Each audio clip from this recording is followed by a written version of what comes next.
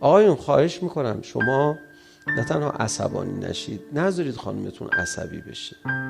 یه چند وقت یه بار یه قرصی هست از داروخونه بگیرید، این رو بدید به خانمتون. این قرص فقط خاصیتش اینه که باید آقا به خانم بده. خانم خودش این قرص رو میخوره اثر نداره، یه کپسول ویژه یه چیه. این قرص کلمه دوست دارمه.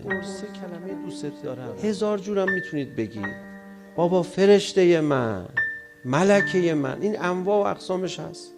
بگیرید با رنگ‌های مختلف، اینو بدید به خانمتون، این خیالش راحت بشه. هر چند وقت یک بار بگو که اصلا خدا تو رو برای من انتخاب کرد، اصلا من همینجور به فکر بودم داشتم می اومدم.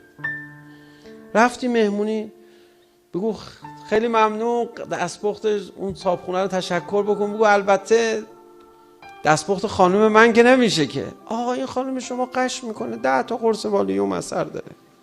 این قرص کلمه دوست دارمه، اینو بدید به خانمتون، این خیالش راحت بشه، آرامش پیدا بکنه، عصبی نشه. این قرص کلمه دوست دارمه.